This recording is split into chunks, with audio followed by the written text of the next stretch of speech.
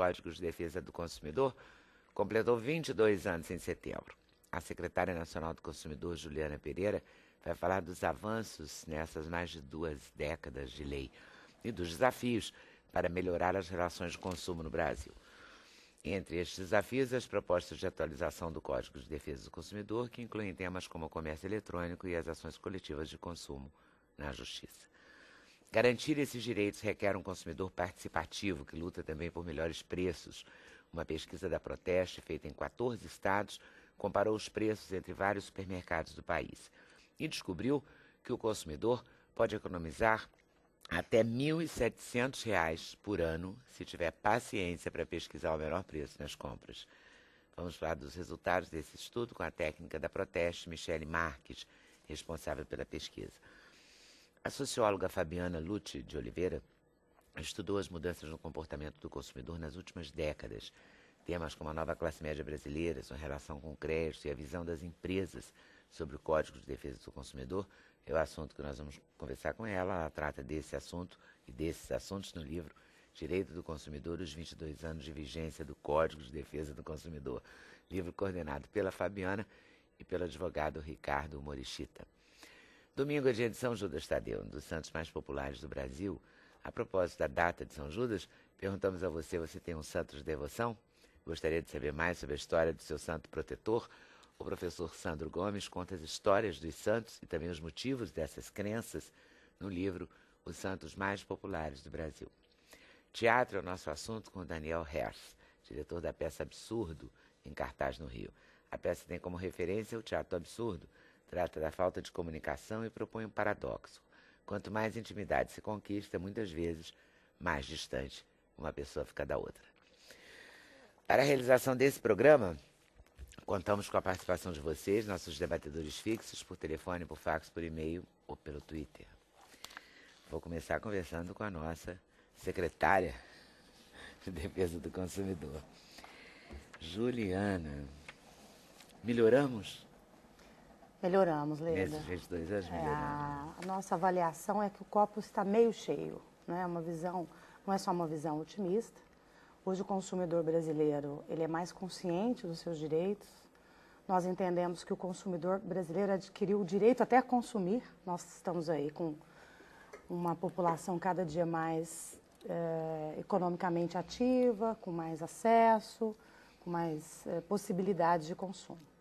E estamos preocupados que esse acesso seja um acesso de qualidade. Então, a criação da Secretaria Nacional do Consumidor se dá nesse momento, no momento em que a sociedade brasileira, em que o Brasil possibilitou ao cidadão ter mais acesso a produtos e serviços. E agora precisamos ter qualidade nesses serviços e nesses produtos. Eu acho que também precisa avançar na questão de reclamar esses direitos, né? Que melhorou, claro. O próprio código já é um avanço, né? Nesse sentido, mas as relações ainda são um pouco tímidas, né? A gente ainda atura muita coisa. Eu acho que o brasileiro é, por natureza, um cidadão paciente, né? Ele tem na sua natureza, na sua cultura, ele não gosta de uma briga, mas também quando ele entra numa briga, Lena, aí a situação é bem interessante. E eu costumo dizer que, normalmente, o brasileiro ele vai para o PROCON quando aquela situação chegou para ele no limite, né? Então, os dados que nós temos um sistema no Ministério da Justiça que dão conta de que cada 10 consumidores que procuram os PROCONs, 8 deles procuraram primeiro o mercado. Procuraram primeiro a própria... A conciliação diretamente com quem vendeu, com quem prestou o serviço. Né? Então, dá para fazer uma leitura de que o consumidor, quando ele vai ao PROCON, ele já buscou uma alternativa para resolver o problema e ele busca o PROCON hoje como uma última alternativa. E depois, se não consegue no PROCON ou não tem PROCON na sua cidade, porque nós não temos PROCON no Brasil todo, ele vai para o judiciário. E aí ele procura o juizado para ter a reparação. Nesse sentido, o juizado é uma oportunidade muito prática, assim, mais fácil? Olha, melhorou a existência do juizado, melhora a relação de consumo mal sucedida? Torna ela melhor sucedida? Olha, na medida em que a sociedade brasileira tem mecanismos, né, de solução de conflitos, isso melhorou bastante. Então, hoje, eu gostaria de assim, salientar que tanto na tutela jurisdicional, que é o juizado especial, a criação dos juizados, que hoje já estão também com muito trabalho e, assim, nós acompanhamos de perto o trabalho do judiciário, mas a criação dos PROCONs também, a tutela administrativa, né, os órgãos administrativos, porque os PROCONs têm na sua natureza o atendimento e a conciliação das demandas de consumo, dos problemas de consumo. Então, a criação desses órgãos, assim, de certa maneira, melhorou bastante para o consumidor, mas eu acho que nós ainda temos que avançar nesse sentido. Criando um PROCON em cada bairro, acho que cada dia vai ser mais difícil ter uma estrutura de proteção do consumidor em cada bairro, em cada centro. Mas me parece que é importante que o mercado assimile essa demanda, né?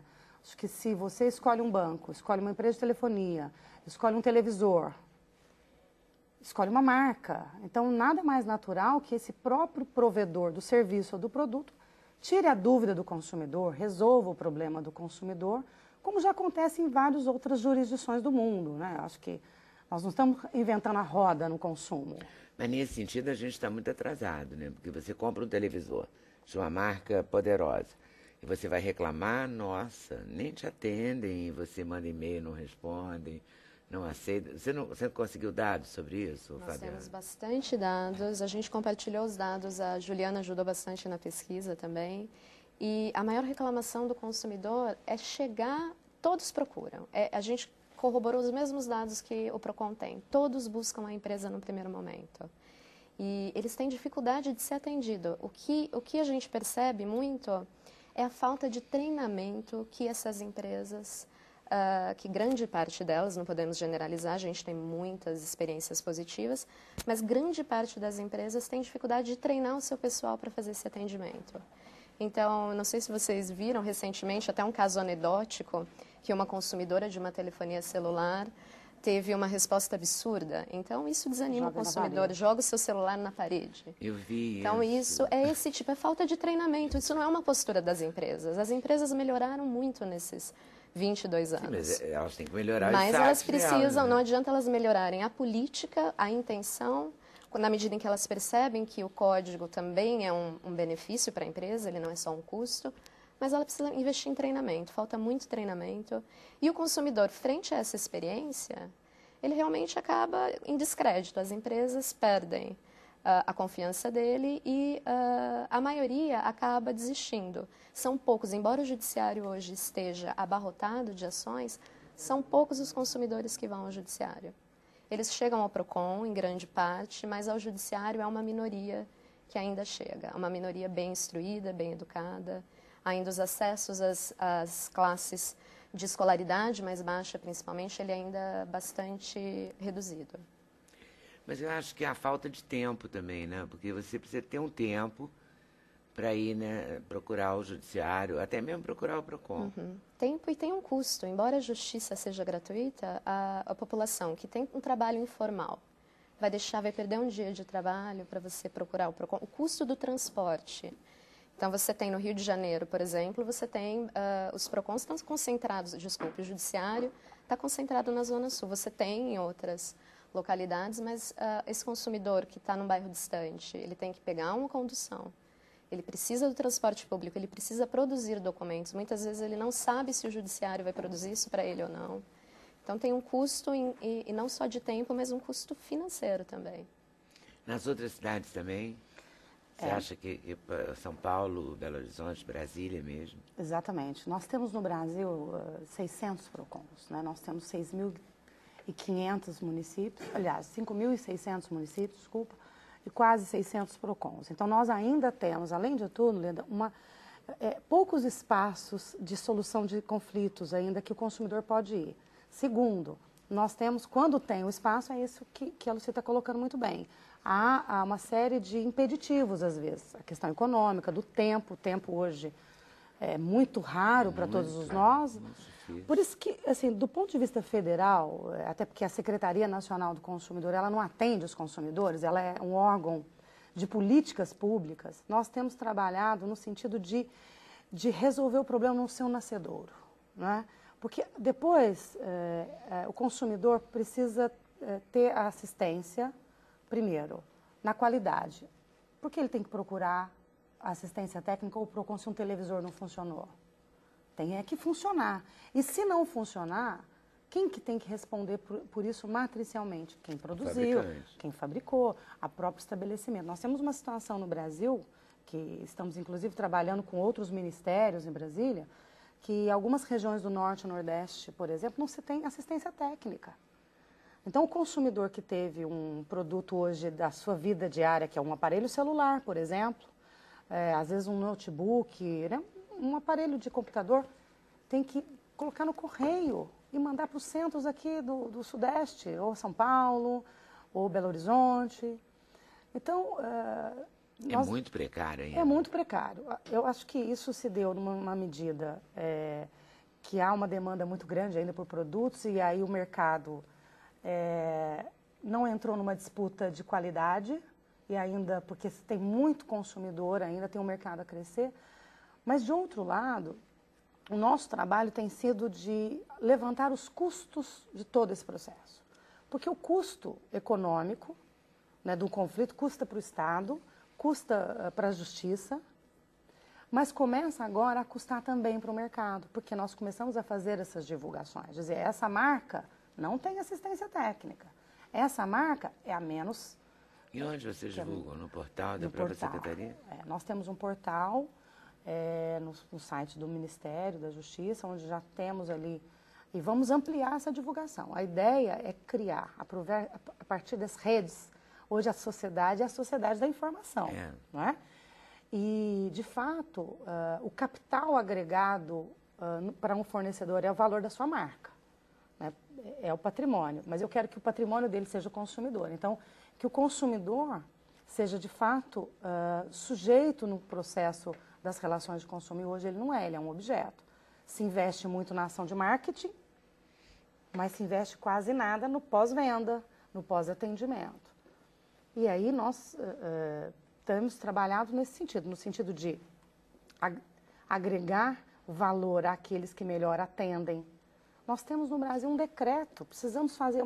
Nós saímos do Brasil e vamos, por aí afora, contar que nós temos um decreto que regulamenta como as empresas devem atender os seus clientes, que é um decreto do SAC, que nós chamamos. Vamos em outros países, eles falam, decreto, mas não é obrigação da empresa atender bem o seu cliente. No Brasil, vocês precisaram dizer como, o governo precisou dizer como, de fato. Nós precisamos. Então, nós já chegamos até nesse ponto. O governo está muito espaçoso ou as empresas que não se mancavam mesmo? Olha, com toda sinceridade, as empresas não se mancavam. Por quê? Porque o governo acha isso? Não, porque o consumidor conta para nós. Hoje o SINDEC, que é esse sistema que integra a PROCON, tem 7,5 milhões de reclamações, onde todos os dias nós olhamos os dados para ver como está a telefonia, como que estão bancos, seguros, aparelhos celulares, televisores. Então, o governo, quando se posiciona, ou intervém... Está refletindo a sociedade. Exatamente. E qual é o campeão? Continua sendo a telefonia ou os bancos? Nós temos hoje ou quem? Um campeonato muito empatado, né, na verdade, que são serviços financeiros, de uma maneira geral, e aí entra cartão de crédito, o crédito consignado, toda essa sistemática de financeiros, e telefonia também, até porque, junto com o serviço de telefonia móvel, nós temos aparelhos celulares hoje também que virou um adereço, que as pessoas não se bastam com um, tem que ter dois, às vezes. E quando isso dá problema... Às vezes, tendo dois, você consegue falar. Às vezes você tem dois, né? E não consegue falar, tem essa... E isso hoje, tudo bem, quando nós levantamos esses dados, aí o mercado olha para nós, mas popularizou, massificou, né? Então por isso que dá mais demanda. Claro, você tem um dado... É real. É real. As pessoas, né? Quando o código foi editado, em 1990, o aparelho celular era um tijolo, né? Enorme, uma coisa inacreditável. Custava uma grana, né? Hoje mudou, então isso é bom, isso é muito bom. A minha geração, a sua talvez não, mas a minha, na verdade, comprava e declarava no imposto de renda o telefone. Exatamente, dava de presente de casamento, não tinha uma coisa assim? Uma linha de telefone. Quer dizer, você conta isso para uma garota, né? Para uma pessoa jovem, Nossa, a pessoa morre de rir, né? Fala, como assim? As pessoas ficavam na fila para Na conseguir. fila para era- conseguir. Você tinha que ver se no seu prédio tinha linha de cabo. O telefone dava linha ou não. Né? Você ficava Exato. horas tentando ver se o telefone dava linha. Você discava. Não é? Você tinha o telefone. Meu Deus, era Era assim inacreditável. no Ministério da Fazenda, né? Quando o ministro da Fazenda passava pasta para o outro, passava o telefone celular. Que era uma coisa que só eles podiam ter. A linha 9982, por exemplo, era uma coisa assim, motivo de orgulho. Exato. Né?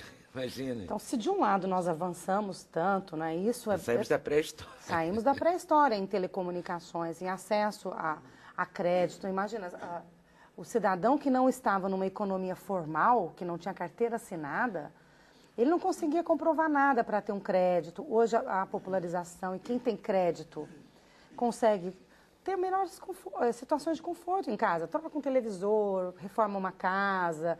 Isso é muito bom, né? Quer dizer, a defesa do consumidor, eu costumo dizer com muita tranquilidade, não é comunista, né? É muito bom. Ao contrário, a proteção do consumidor é um instrumento de desenvolvimento. Nós saímos do Brasil, vamos a outros países e falamos, nossa, como funciona, né? Como é de qualidade. Quer dizer, porque lá se respeita o consumidor. Então, um pouco da nossa agenda diária de trabalho é dizer, olha, respeitar o consumidor é um bom negócio, é um dado de desenvolvimento. Se de um lado comemoramos a inclusão e a massificação, olha que coisa boa, agora é o smartphone que está na moda e está ficando acessível para as pessoas, isso é ótimo. Por que só uns podem ter acesso? Não, que todos tenham acesso. Mas isso não pode ser seguido de falta de qualidade, de desrespeito. Agora é a busca da qualidade. Né? Exatamente. É interessante pensar por que o empresário no Brasil não tem esse cuidado com o consumidor. Eu não sei se é porque o Brasil é um país de dimensões continentais, então se eu perder o consumidor, eu pego outro na esquina, então não tem problema. Mas tem uma questão sociológica, cultural, que é interessantíssimo pesquisar isso. Por que o empresário no Brasil não tem esse olhar que para ele é um benefício ter o cuidado com o consumidor? Porque isso é uma reclamação geral de todos, né? E você vai realmente para fora... É inacreditável como outra funciona. coisa. Infelizmente, então é alguma coisa cultural aí, Eu acho que é cultural. de que você tem uma relação descartável, porque tem uma massa consumidora tão grande. Que Enorme. eu não sei se é por aí, E mas também alguma porque coisa a deve gente ter. não reclamava antes. E não Então reclama muito ainda não ainda. reclama Não reclama muito. muito, Então não tem se a impõe construção dessa reclamação desse consumidor consciente ainda está em construção. Muito. Site em construção. E eu acho que Pessoas em construção. Se a gente perguntar aqui entre nós mesmos, veremos que nem todos reclamam quando tem o direito desrespeitado, porque a gente pensa na relação custo-benefício. A gente pensa o tempo que eu vou gastar, o quanto isso vai me retornar. Então, às vezes, a gente deixa para lá. Total. E isso é errado, E porque a gente não educa as empresas. Então, as a empresa empresas... te cansa. Eu sou reclamona.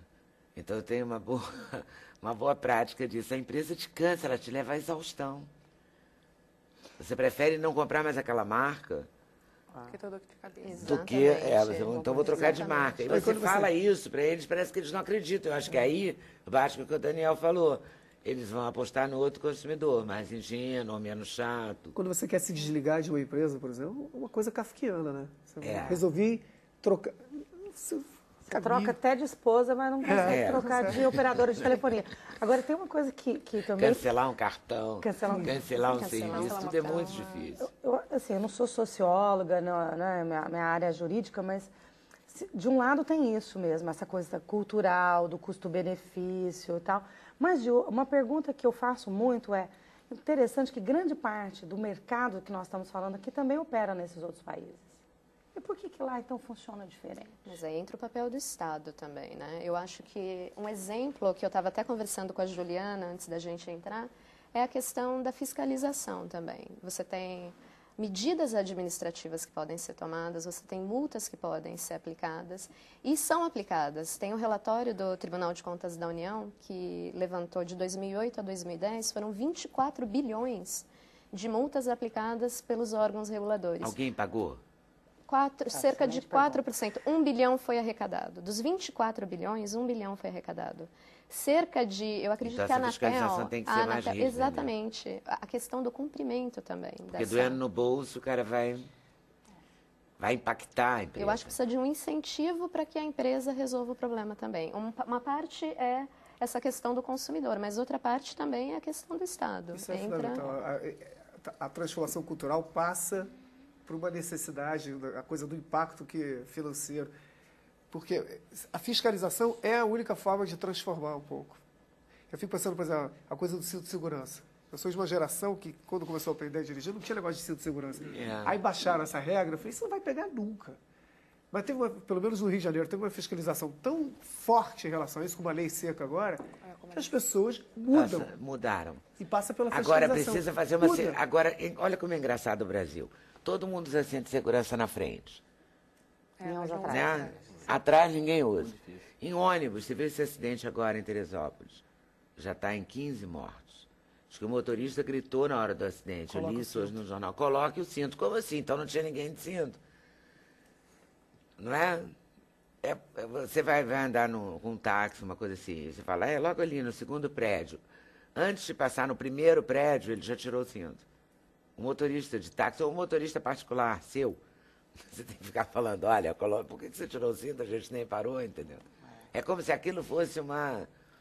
Sabe, aqui não tem fiscalização, mas o que tem eu vou beber, né? Aqui não tem fiscalização, não vou usar o cinto, né? É uma coisa muito ligada ao medo ainda do outro e não ao benefício que o cinto vai trazer a você se acontecer alguma coisa. A questão da conscientização. A questão da tutela administrativa da multa, eu acho até... O Brasil tem um modelo que, enfim, é o Brasil que tem um modelo, né? Isso aí não compete a opinar. Todas as multas, elas podem ser revistas no Poder Judiciário. Então, o mercado, eu mesmo, né, trabalho há anos em órgãos de defesa do consumidor.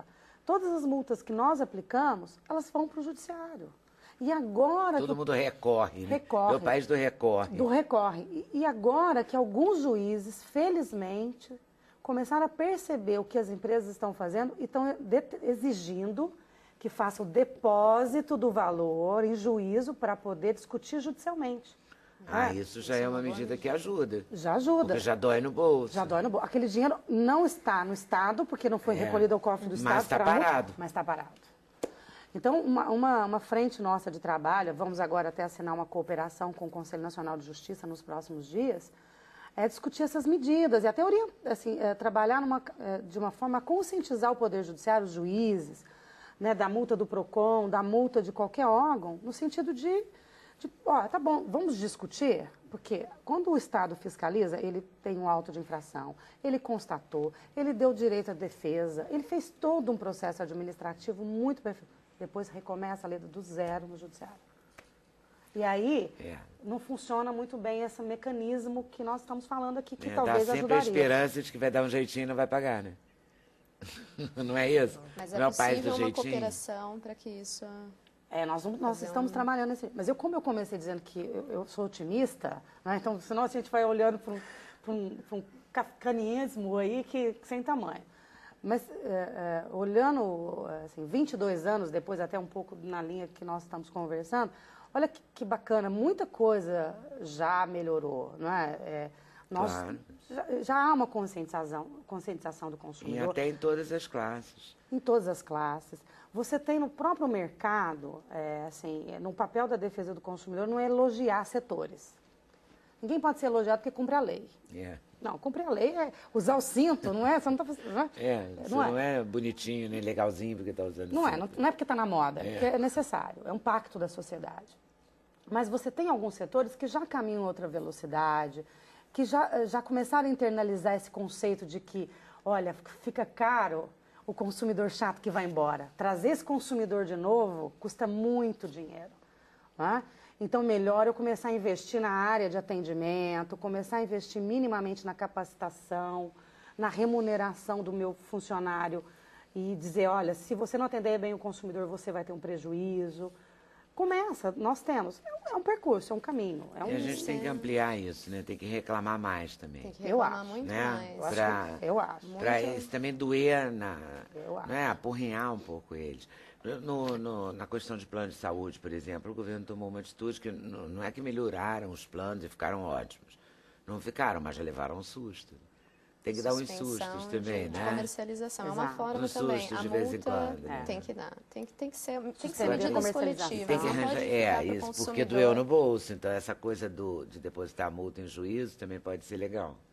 É Né? uma Pode boa- ajudar É uma boa via. a formar essa consciência nova da própria empresa. Eu gosto muito de uma frase que é de um juiz aqui do Rio de Janeiro, Flávio Citro, que ele diz que hoje as empresas no Brasil, elas lesam no atacado e indenizam no varejo. Eu acho que isso resume muito bem É o que verdade. Bem acontece. feliz a frase. É Muito lamentável, feliz. mas É lamentável, mas expressa bem a realidade.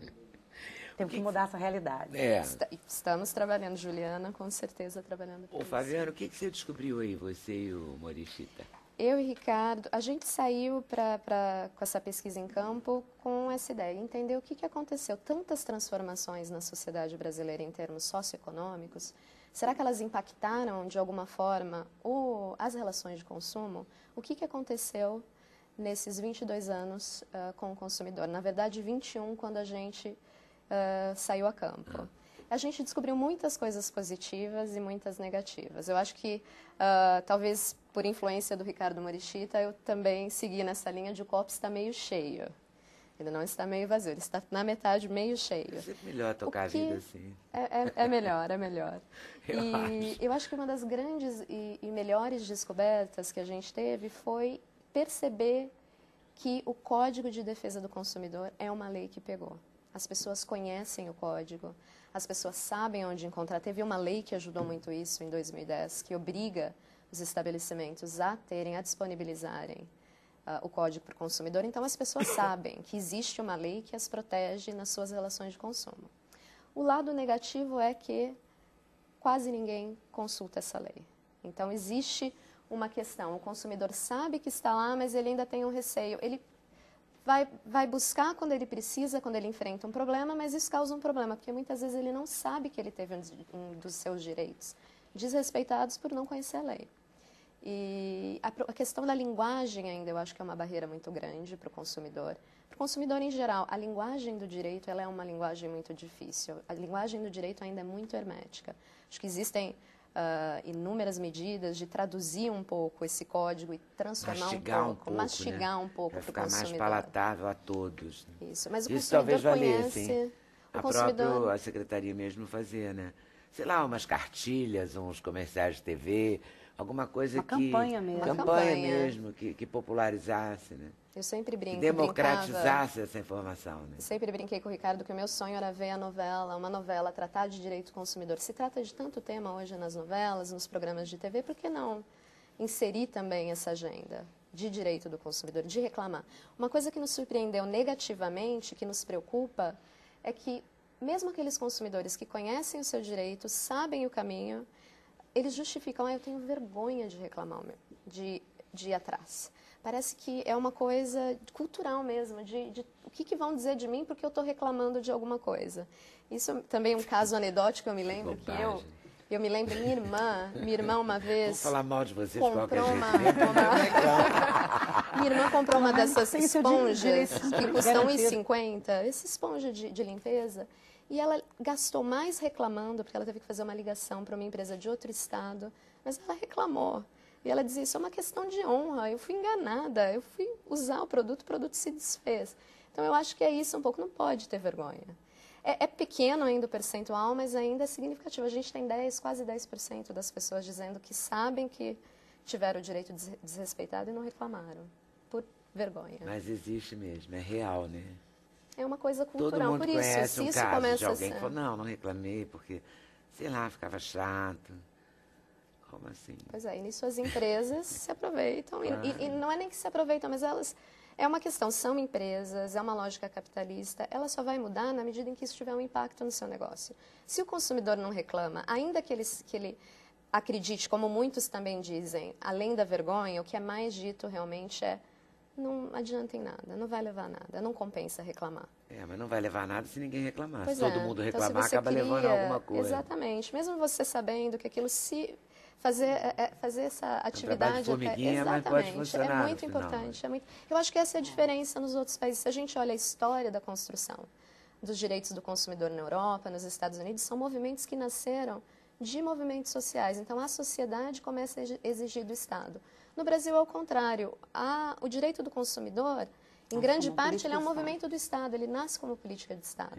Então, isso torna... é uma questão Ele cultural já nasce ao mesmo. contrário, né? Exatamente. Tem uma coisa que, assim, desculpa, mas o brasileiro é consumidor há muito pouco tempo. Isso Tá? realmente é um dado. Por exemplo, nos Estados Unidos, né, a sociedade consumerista é da década de 50, né? Na década de 60, o presidente americano, o Kennedy, todos somos consumidores e aquela coisa toda. No Brasil, a massificação do consumo é um fenômeno dos últimos 10 anos. Se nós olharmos para os indicadores sociais, econômicos, é um fenômeno assim, muito novo.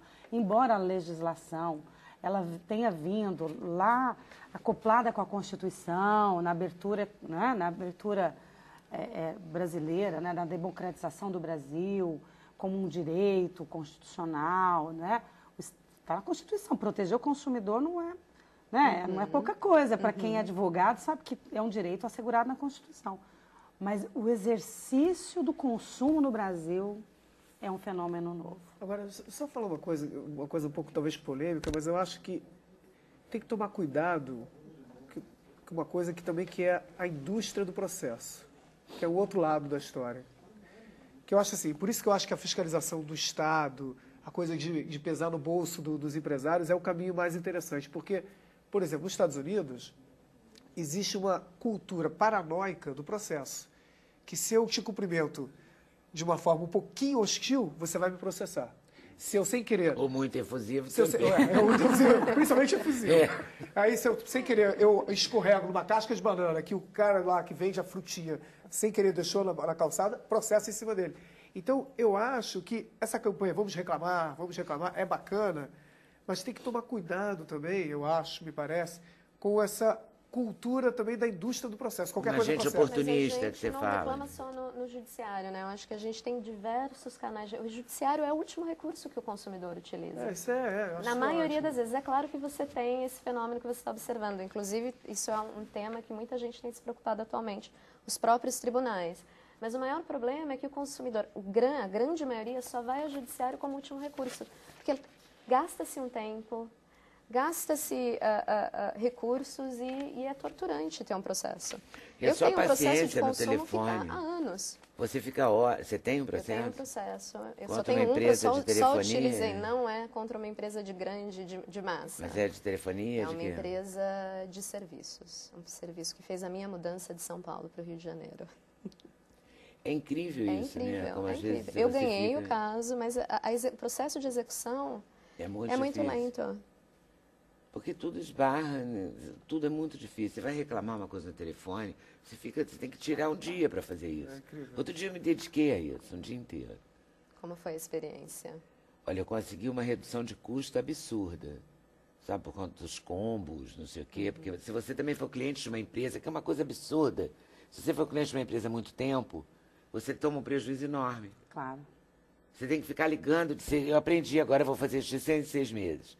Porque eu sou tinhosa, assim, se eu cismar, eu faço. Eu tenho pouquíssimo tempo, mas eu vou tirar um dia como eu fiz. Tirei meio dia, assim, uma parte grande do dia, importante. E fiquei ali, apurrinhando pessoas e coisas, e foi impressionante.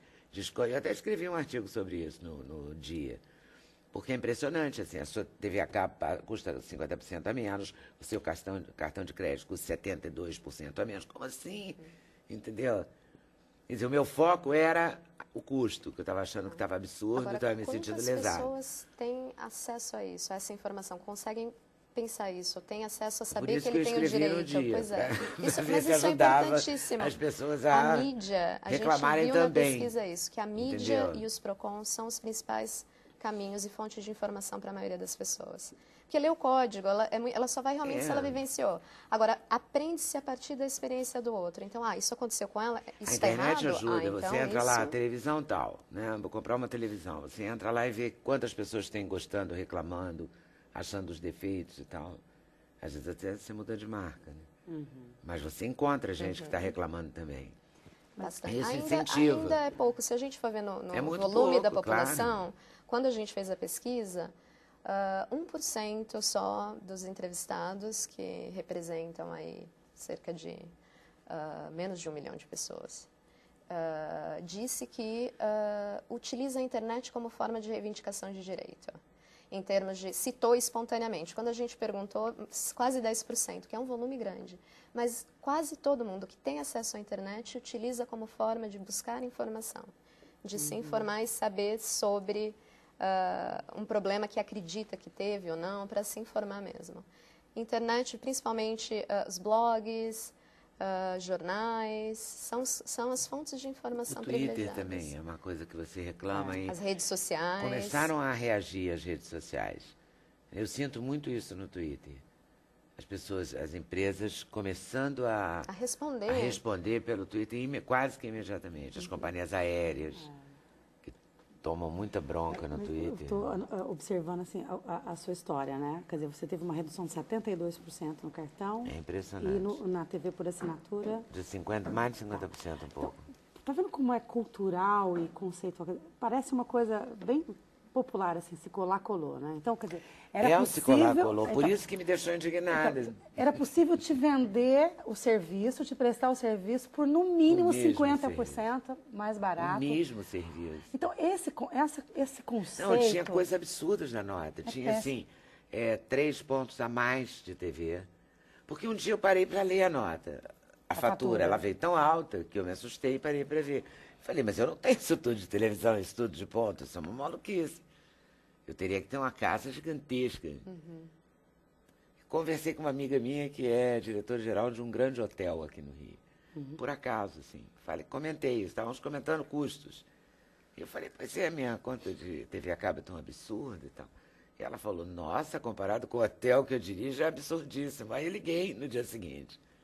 Voltei mais cedo de viagem, coincidiu, eu tive aquele tempo.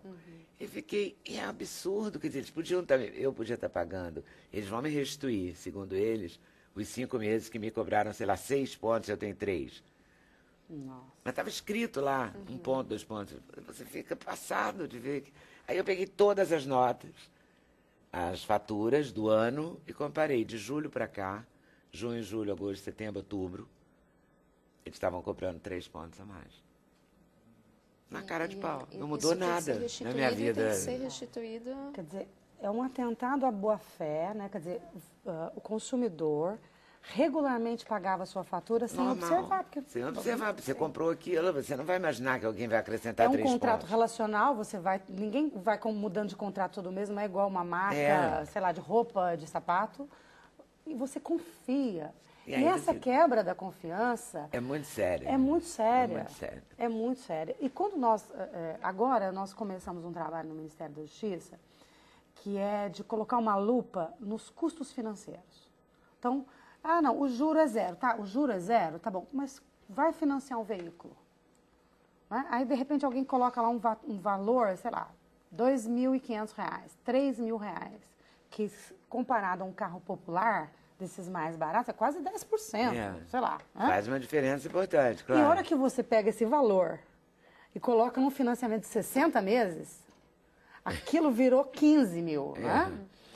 E aí, mas que valor? Não, eu quero discriminar esse valor. Então, nós, assim, como política de Estado também, até para ajudar o consumidor a começar a ver que não tem almoço grátis, não tem nada zero, né? Você tem que começar a olhar. E aí me assusta pensar que isso tem que começar a ser feito na fatura de TV por assinatura. Pegue a sua. Eu vou fazer a mesma coisa. É absurdo. Pena que a gente tem que ir para o intervalo. Pena que a gente não tem o dia inteiro, né, para falar, porque é um assunto que renderia mesmo. Que a gente vai render muito daqui a pouco também com os supermercados. A diferença, eu falei na abertura do programa, pode ser de R$ 1.700 ano. Mas é curioso porque eu vi a pesquisa da Proteste, ela varia a mesma bandeira do supermercado. Supermercado Y, ele é Y no bairro tal, é mais caro que no bairro A, é mais caro que no bairro B. Tem jogadas incríveis. O consumidor tem que ficar assim, tem que ter um tempo né, para isso, tem que ter uma parte da sua jornada diária, ou mensal, ou semanal, sei lá, dedicada a esses golpes.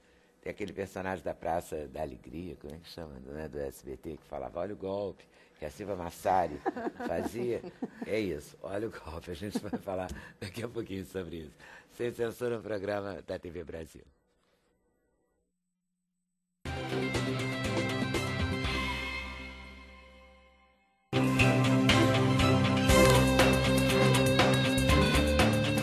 O endereço eletrônico do Sem Censura é www.tvbrasil.ebc.com.br/sem censura.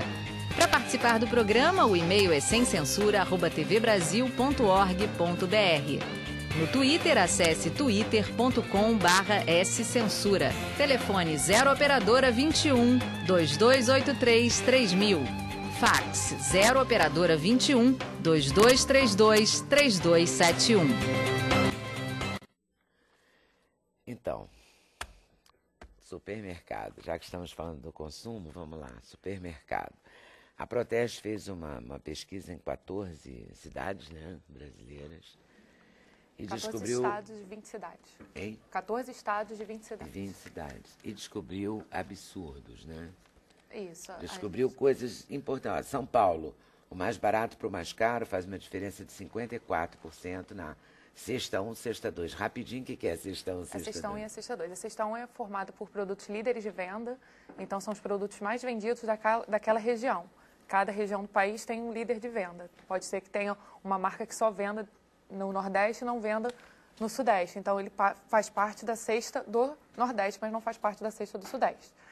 E a Cesta 2 é montada pelos produtos mais baratos encontrados no mercado, independente da marca. Pode ser que seja também a marca líder de venda, se por acaso, naquele dia da visita, ela seja mais barata. Mas a Cesta 2, por exemplo, que é essa dos produtos... Que não tem marca definida. É a cesta dos produtos... Mais, o sabão em pó mais barato, do produto mais o barato, mate mais barato, uma coisa desse tipo. Isso, 70% a diferença em São Paulo, do mais caro para o mais barato. Em Goiânia, 25% na Cesta 1, 53% na Cesta 2. Salvador, Cesta 1, 26% mais barato, Cesta 2, 74% mais barato. É muito absurdo. E a variação acaba sendo maior na Cesta 2 justamente porque não tem uma marca definida. Então, quando você compara, talvez um estabelecimento, uma rede, trabalha com um grupo achocolatado e tal, né, de com marcas, isso, e aí ele trabalha às vezes com marcas aí mais caras e você própria. não encontra... Entra a marca própria também, se ela for a mais barata do estabelecimento. Mas em geral né? Sim. Pode que ainda tem ser marcas, às vezes, que são mais baratas do que a marca própria, dependendo do produto. E tem a ver com o tamanho do supermercado? Se é uma rede muito grande, aí ela compra mais, talvez ela consiga um preço melhor. Sim, tem a ver com o tipo de supermercado, né? Se é um hipermercado ou um supermercado. Os hipermercados sempre constata que os hipermercados oferecem um preço muito mais baixo para o consumidor do que os supermercados. Justamente por eles conseguirem, talvez, comprar um montante maior, né, do que os supermercados, e eles conseguem oferecer um preço menor para o consumidor. Vocês têm a pesquisa inteira, quer dizer, uma pessoa que mora em Florianópolis, ela pode, ou no Rio de Janeiro, ou Porto Alegre. Porto Alegre, ela pode ir no site da Proteste. No site da Proteste. Ela precisa ser sócia da Proteste ou não? Sim, precisa ser associada da Proteste para montar. A gente tem 2 simuladores no site. Um com os resultados completos dessa pesquisa, que é com a cesta já criada com 104 produtos, como a gente definiu, e isso é aberto para qualquer consumidor, né? E outro simulador que o consumidor pode montar, e isso é só para o associado da Proteste. Ele poderia montar a sua própria cesta com os produtos que ele costuma comprar. Não precisa ficar preso àqueles produtos que a gente definiu como o consumo normal. Sim, mas então para definir o supermercado mais em conta na sua cidade, basta entrar no site. Basta entrar no site. Que é gratuito. Exatamente.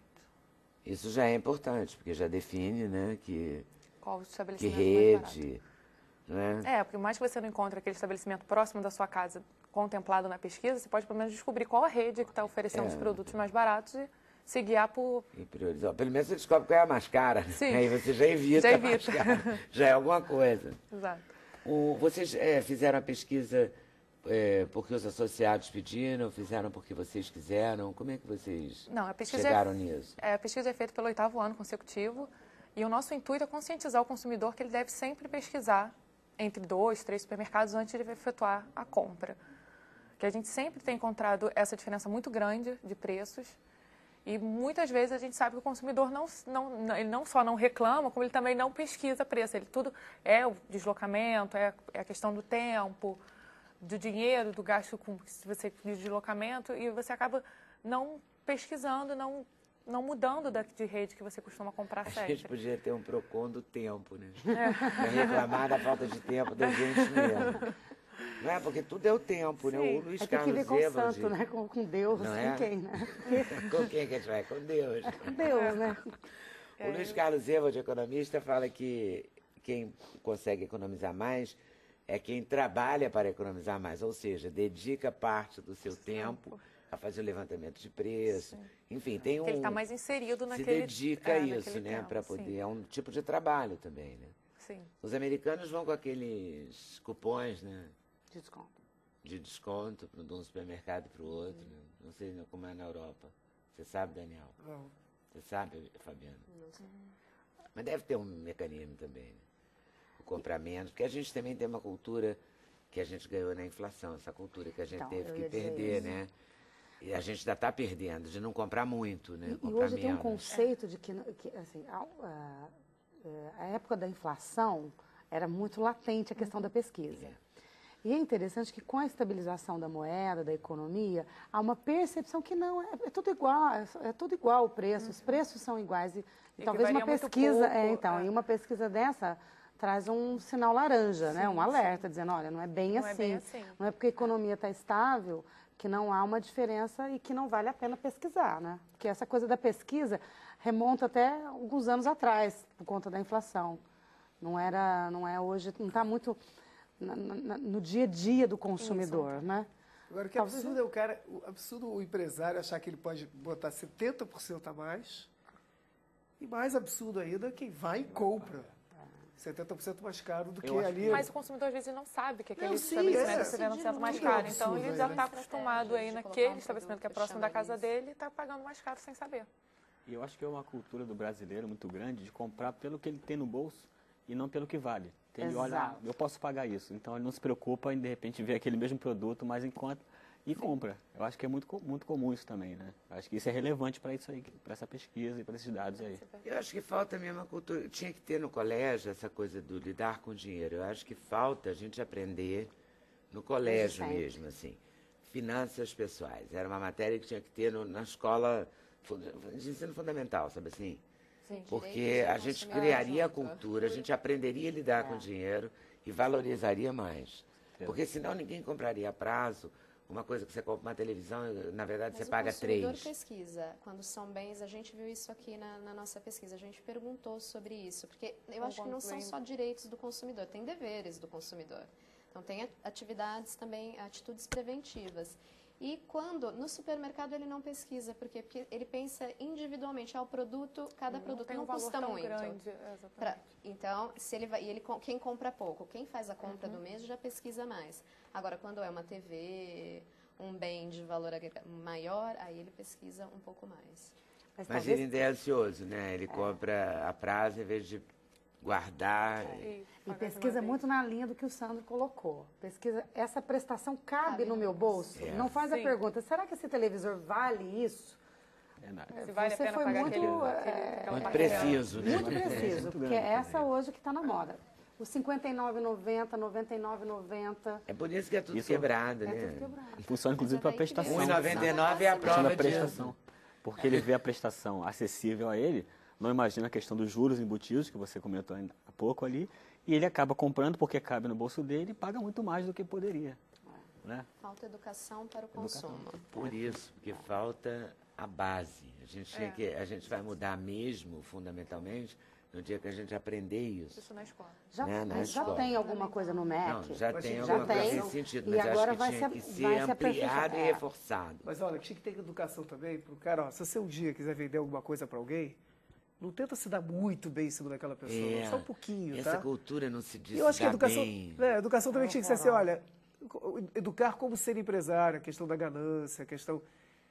eu acho que essa é uma questão muito importante também. Não é só você aprender a ser consumidor, você aprender também a trabalhar no capitalismo sem a voracidade brasileira, que eu acho que é uma coisa muito específica também, entendeu? Que tem que... É muito brasileiro. É muito brasileira essa voracidade aí. O capital não perdoa. Porque não tem, eu acho que durante muito tempo também, acho que não tinha marcos regulatórios. Você não tinha medo. Imagina se os planos de saúde pensaram algum dia que podiam, mesmo que isso não tenha virado um prejuízo enorme para eles, eles vão fazendo as coisas mais absurdas. Você vai ao médico, por exemplo, uma amiga minha me contou que levou a mãe, e o médico já disse para ela, olha, vou te dar logo um papel declarando isso para você entrar na justiça por conta da prótese, porque o plano vai negar a prótese. E aconteceu exatamente tudo que ele falou, que ele já sabia, já é um caminho, já virou uma mecânica. Ele já tem um artifício para vencer. Ele já sabia, mãe de 88 anos, precisava da prótese, estava tudo dentro da legalidade, quer dizer, não precisaria de tantos mecanismos e tantas artimanhas, porque não era uma pessoa, não era uma tramóia, sabe, contra o plano. Não era uma fraude, né? Caso, não era fraude, era um caso concreto. E não podia esperar, né? Porque já era uma pessoa de muita idade. E ele já explicou todo o mecanismo. Aí você faz isso, aí a prótese melhor é essa. Eu quero já te dar as armas de Jorge, sabe, para você encarar.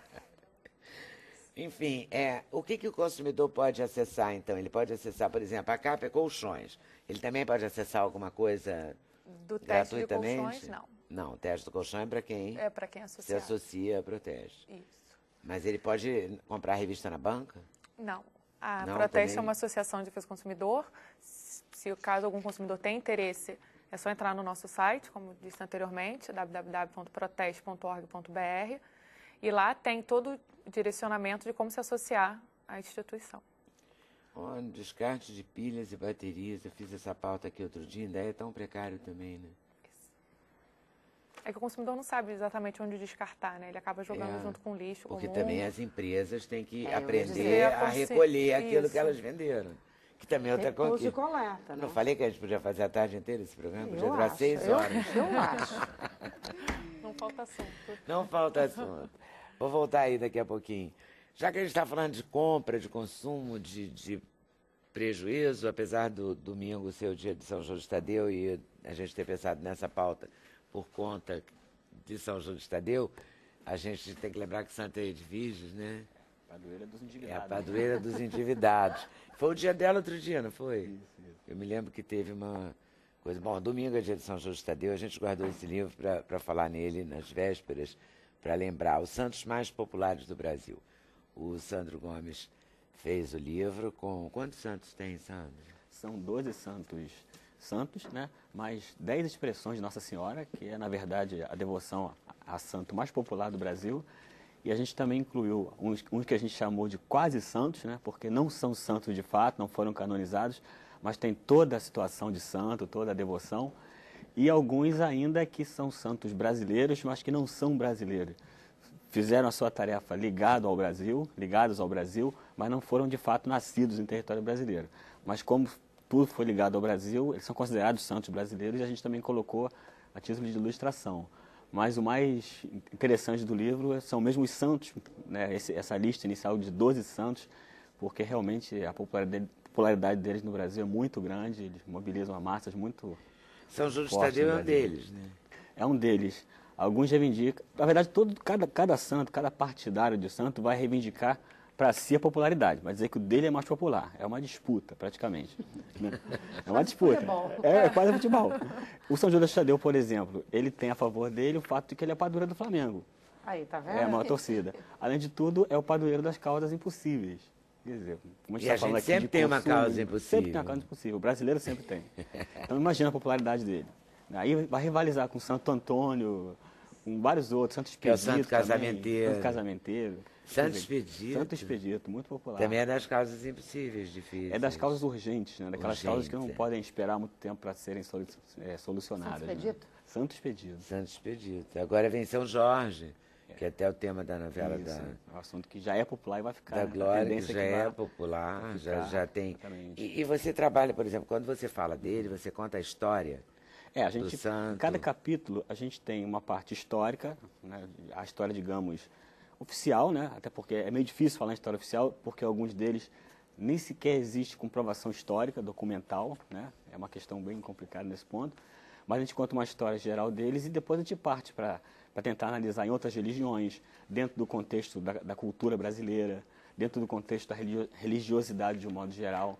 Então, na verdade, em cada santo desse a gente tem um panorama geral sobre tudo o que ele significa dentro da religiosidade, mas sempre com ênfase no Brasil, né? Na questão da religiosidade brasileira. Religião? Independente, a gente entra em outras religiões, até porque a gente falar dos santos no Brasil e não falar de como outras religiões também se apropriam daquilo, né, que é a questão do sincretismo, é impossível. Ia ser deixar o tema muito pobre se a gente não entrasse nesse mérito, né? Não, ia deixar muita gente frustrada também. Com certeza. São Jorge, por exemplo, ele é o São Jorge guerreiro. Isso. Ele é no sincretismo, ele na Bahia responde a um e no Rio a outro. Exatamente. Na Bahia. Como é que é na Bahia? Todo o Brasil ele é Ogum, né? É o chamado Ogum. E é Xangô na Bahia. E tem outros lugares ainda em que ele é sincretizado com outros orixás, mas predominantemente o Ogum. Até pela própria característica atribuída a esse orixá, o orixá da metalurgia, que lida com armas, né? É um orixá que é considerado o orixá que impõe ordem, que domina, né? E também é o senhor da guerra na cultura iorubá. Então, por essas coisas, ele foi associado a São Jorge e, de modo geral, e Ogum. Praticamente, o culto de um não existe sem o outro, né? Não existe sem o outro. Você vai num dia de São Jorge e os terreiros funcionam ao mesmo tempo, né? O pessoal de Umbanda e Candomblé procura a igreja, é quase um culto de interação entre uma religião e outra. Praticamente um não vive sem o outro, em termos assim práticos, né, de comemoração. Tem outro santo que tenha, digamos, tanta penetração em outras religiões quanto São Jorge? Tem São Francisco, por exemplo, é muito popular no espiritismo, né? Por exemplo, em cultos esotéricos também. Francisco é muito popular. São Francisco de São Francisco de Assis, E no sincretismo ele responde a algum orixá? No sincretismo nem tanto. Não encontrei muitas associações no sincretismo. O sincretismo é mais mesmo o São Jorge, né, o campeão do sincretismo, e o Santo Antônio também, que talvez seja o santo mais popular de fato, né? Talvez ele seja o mais popular. Então, onde tem religião, tem Santo Antônio de alguma forma no meio. Mas só pela questão casamenteira ou tem outras características? Outras características o casamenteiro, do Santo eu acho que é Antônio? a característica mais marcante, mas, na verdade, eu acho que a força dele na cultura brasileira é que desde os primeiros momentos do Brasil colonizado por Portugal, já tem Santo Antônio. Então, do Oiapoque a Chuí e de todos os 400 e poucos anos de colonização, você tem Santo Antônio, né, sendo cultuado de diversas formas. Tem um sermão do padre Antônio Vieira, que a gente coloca aí um excerto aí, em que ele faz um sermão repreendendo a população, porque tudo se recorre a Santo Antônio. Desde pedir o casamento, de pedir uma cura, né, que seriam motivos legítimos, até pedir, por exemplo, para que um escravo fugido seja recuperado. Então, para você ver, para tudo se recorre a Santo Antônio, e ele faz um sermão para repreender justamente esses excessos, né, de tudo se recorrer a Santo Antônio. Bom, temos também São Sebastião, Santa Rita, São Pedro, São Cristóvão, que é o padroeiro dos motoristas. Dos motoristas, viajantes de modo geral, né? Mais associado ao motorista, mas todos os viajantes. Tem Santa Clara, que é padroeira da televisão, né? Padroeira da televisão, exatamente. Estou procurando o Santo Antônio, não encontro. É o primeiro. São Jorge, é o primeiro, A gente né? já botou o primeiro justamente porque... Aqui, Santo Antônio, o santo campeão do Brasil. O campeão de popularidade. Tanto a gente deu esse título, o Santo do Brasil, porque, como eu disse, é uma sugestão de que ele seja mais popular. Temos a Santa pelas evidências Edviges, que protege os endividados também, e os mais fracos. Essa proteção Temos Santo Expedito, que é a causas urgentes. Temos Nossa Senhora, aí você falou, Nossa Senhora dos Navegantes, Nossa Senhora de Fátima. Nossa Senhora tem assim. inúmeras expressões, né? Nossa Senhora de várias coisas, que são a expressão de uma mesma entidade, Nossa né? Senhora de Virgem Maria. Lourdes. Então a gente selecionou 10 aí que a gente considerou mais popular na pesquisa, mas teria espaço para... Nossa Senhora de Nazaré. Nosso Infinito dá um livro praticamente só disso, né? Só sobre Nossa Senhora, as expressões de Nossa Senhora na religiosidade brasileira. Daria um livro à parte só para isso. Você pensa em fazer? É uma possibilidade, né? É um campo de pesquisa muito interessante. Muito Alguém material. tem um santo protetor aqui? O Daniel não vou perguntar porque não tem, né? Daniel Hers, não tem. Não pode ter, não deve ter. Fabiana? Eu não. Não tem, não. tenho. Juliana, tem? Acho que tem Santa Juliana, assim, no calendário religioso aí. Se não tiver, Quem sabe? fica com Nossa Senhora, né? Nossa Senhora. Michele, tem? Nossa Senhora. Você tem, Nossa Senhora é a Sandra? maior devoção do Brasil, né? A maior de todos, né? Eu simpatizo muito com São Francisco. É? São Francisco de Assis. Olha, eu ia dizer que eu simpatizo com Santo Antônio, mas aí já iam pensar que é por uma questão casamenteira, então eu prefiro não me comprometer. São Francisco. Por que você simpatiza mais com São Francisco? É mesmo porque tem uma tendência muito grande à questão de natureza, né, ecologia. Ele é o protetor dos ecologistas, né? E pelo próprio estilo de vida franciscano, muito mais distante dos templos, né? Buscando praticar uma religiosidade mais cotidiana, ao ar livre, direto nos pobres, nos sofredores, né? É um exemplo de renúncia muito bonito, que eu acho. Menos contemplativo, né? Muito bonito o seu livro. Inclusive, ele recebe tem aquela comunicação cérebro que ele tem no sonho. Fala, Francisco reconstrói a minha igreja. E ele inicialmente pensa que a igreja é o templo material, né? Ele vende alguns bens do pai para poder reconstruir uma igreja de fato, de pedra.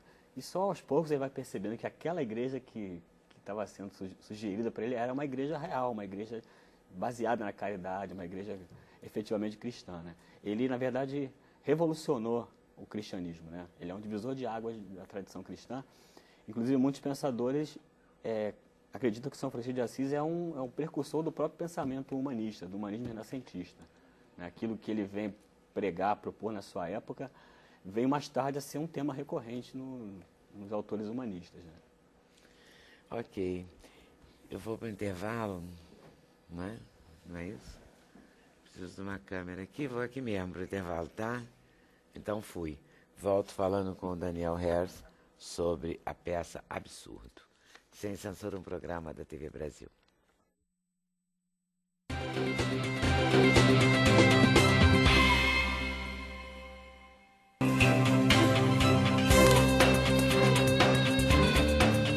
O endereço eletrônico do Sem Censura é www.tvbrasil.ebc.com.br/sem censura.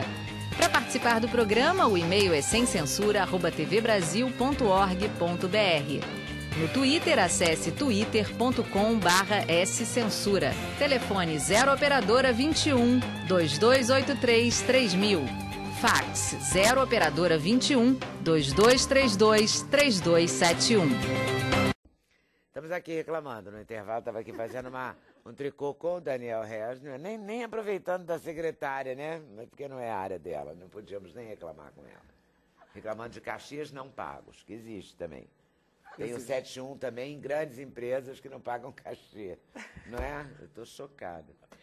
Vamos falar de teatro, que é mais legal, mais bacana. O Daniel está há 23 anos trabalhando com teatro, dando aula na Casa de Cultura Laura Alvim, ensinando a moçada a fazer teatro, a representar, e 20 anos da companhia Atores Laura. 20 anos dos Atores Laura.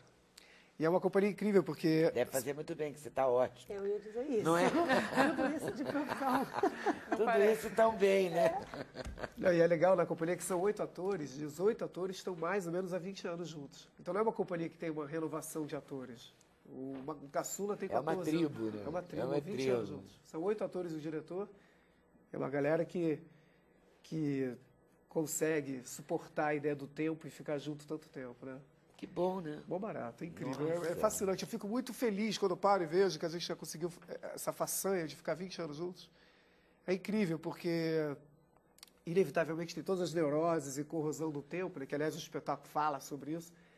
Mas é fascinante você conseguir aprofundar uma relação teatral com um grupo de pessoas, porque vai tendo uma intimidade com a cena, com o teatro, e que fica muito mais fácil fazer teatro assim. Deve ficar mais prazeroso também, né? E tem o acolhimento, né? Tem o acolhimento, você começa a entender o outro e a gente tenta fazer com que o tempo faça com que fique mais fácil os limites de cada um. E não, eu acho que isso está acontecendo. Eu acho que no casamento é mais difícil fazer isso. Mas não uma relação que a gente se encontra para trabalhar, a gente, em vez de ficar cada vez mais irritado, a gente está conseguindo ter uma tolerância com os limites, que qualquer relação tem limites, né? Bárbaro. Bom barato. E realmente as pessoas estão evoluindo, então está ficando menos briga, menos irritabilidade. Tá ficando mais leve, né? Mais Quando leve. a gente sempre imagina, ai, 20 anos, tá ficando mais pesado. Estão Não, fazendo a minha, não sei se eles caminho sentem contrário, assim. né? Eu não sei se os atores sentem. Eu sinto que a coisa avança de uma forma bem interessante. Você está no Absurdo como ator e diretor? Não, como diretor o texto é uma criação coletiva do diretor. Como alinhavador do texto, assim. Junto com os atores. Então, a companhia tem essa vertente de escrever textos coletivamente. É uma das vertentes que a gente tem. A gente faz textos clássicos, textos de autores que estão aí, mas a gente tem já 4 ou 5 projetos em que a gente escreveu o texto coletivamente. O Absurdo é uma criação coletiva inspirada no Teatro do Absurdo. É uma comédia, que a gente está lá no Teatro Ipanema fazendo a peça agora. Foi incrível, porque a primeira criação coletiva é que cada ator tem um personagem só, que é uma história que tem um começo, meio e fim, quer dizer, não é uma estrutura de esquetes, de fragmentação. A gente conseguiu criar um texto e que tem uma história com começo, meio e fim. E a história é completamente absurda, é muito interessante, porque fala sobre essa questão do tempo, da corrosão das relações, dos casamentos. E são 2 casais e as suas dificuldades de construir uma relação, né? O Teatro do Absurdo, ele brinca com isso, né, Leandro? Ele brinca com essa coisa da incomunicabilidade. A incomunicabilidade, ela tem muito humor. Porque eu estou falando uma coisa aqui agora para vocês e cada um está escutando uma coisa diferente do que eu estou falando.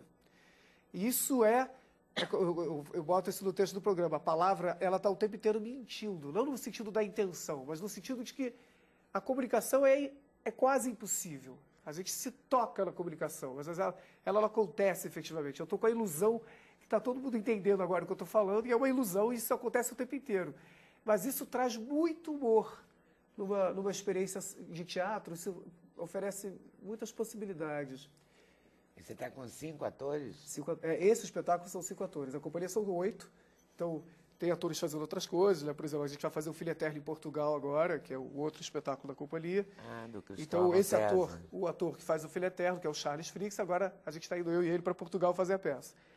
O Absurdo é feito com outros 5 atores. E aí a gente vai brincando de rodar projeto, né? E também dá uma oxigenada, né? Dá uma oxigenada, dá uma respirada. Então, eu quero dar um tempo agora eu quero fazer outras coisas. Nessa peça estão Ana Paula Seco, Anderson Mello, Luiz André Alvim, Márcio Fonseca e Verônica Reis. Isso. E o nosso Daniel Reza, que não pode faltar nisso. Essa ideia foi sua, né? Da companhia. E do Absurdo também. A ideia da companhia foi minha, porque... E do Absurdo também? Do Absurdo também. Eu sempre fui apaixonado pelo Teatro do Absurdo. Eu sempre achei uma linguagem incrível, que é uma linguagem basicamente que vem depois da Segunda Guerra Mundial mesmo, né, na Europa, Ionesco, Beckett. E eu acho que tem tudo a ver com o momento que a gente vive, com essa coisa... esse paradoxo do tempo, que a tecnologia, teoricamente, faz com que a gente tenha mais tempo e a gente tem cada vez menos tempo. Isso é um paradoxo interessantíssimo. Então, o Teatro Absurdo é muito atual, ele está totalmente... Eu acho, no nosso cotidiano, inclusive, o programa de hoje fala disso o tempo inteiro, né? E a companhia, Leda, ela foi... A gente vive cada vez mais no absurdo. Totalmente, eu acho isso. E os atores de Laura é uma ideia que eu sempre pensei assim, como é que eu vou aguentar a angústia dessa profissão em que você depende do desejo do outro?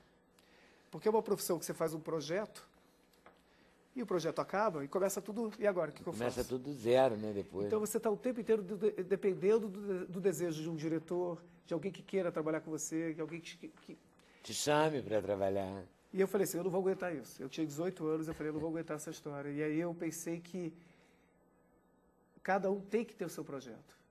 Você tem que ter a sua ideia, a peça que você quer fazer, o projeto que você quer construir.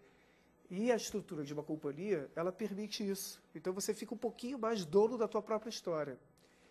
Então... E brinca nas 11. Brinca exatamente. Muito bom. Vamos ver um trechinho da peça? Se nós não saímos, como é que ele entrou? Ei, como é que você foi parar aí? Essa blusa é minha! Que cara de pau! Pegou minha blusa! Essa blusa é dele! Abaixo, senão ele pode ficar com raiva. Pode matar a gente? Vai lá pra dentro que eu vou pegar. Não grita comigo! Tira suas roupas,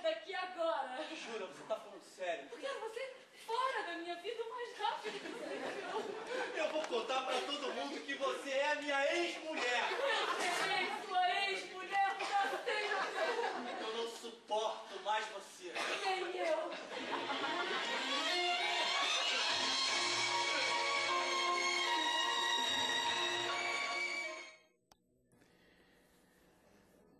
Tá na Lavim mesmo? Não, está no Teatro Ipanema. Teatro Que é o teatro que a companhia começou, né? O primeiro teatro que a gente pisou.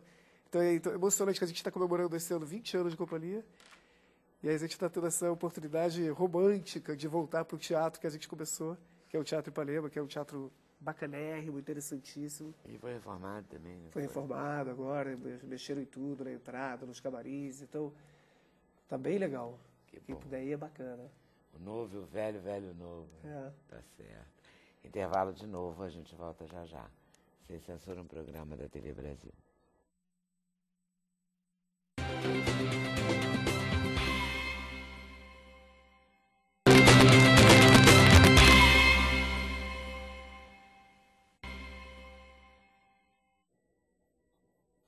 Olha, reclamar dos abusos, as telecampeões, diz um aqui. Você pode perguntar aos entrevistados o que se faz quando é realizado por um site e a justiça pede um endereço físico para entregar a petição. Não tenho a menor ideia.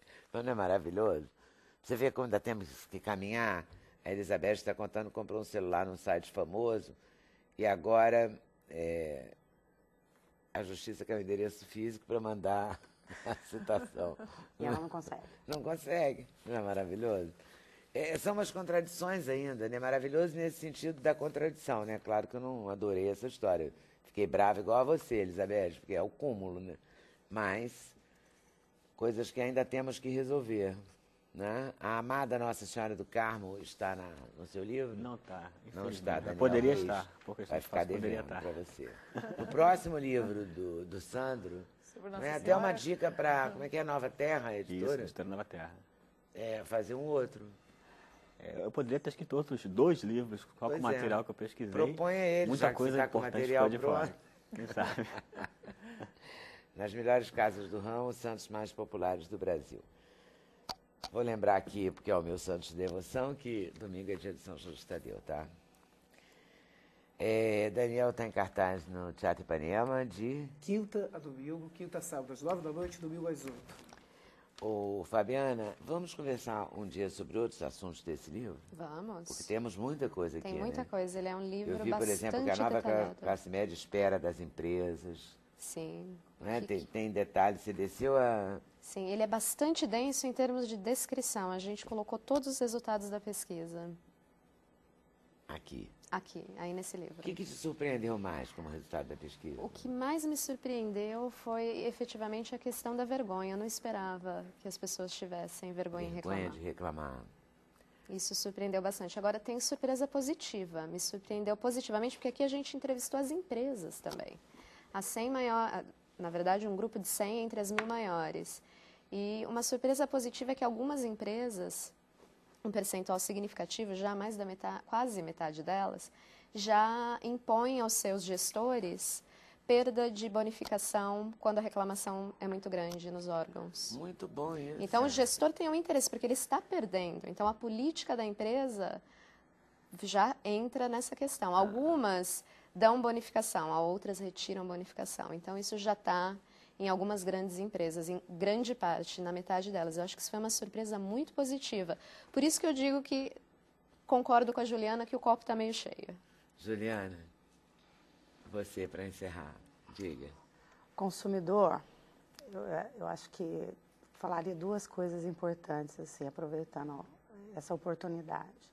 De um lado, proteger o consumidor é proteger o desenvolvimento de um país, né? Porque atrás disso vem qualidade, respeito. São valores que a sociedade precisa.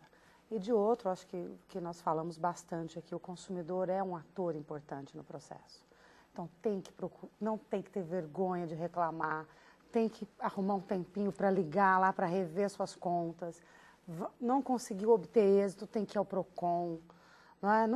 procurar a defensoria pública, o juizado, os canais, procurar as associações de defesa do consumidor. Como consumidor, Isso. né? Porque é mais fácil reclamar quando você tem um grupo também. Exatamente. Né? Você tem alguém te apoiando na reclamação.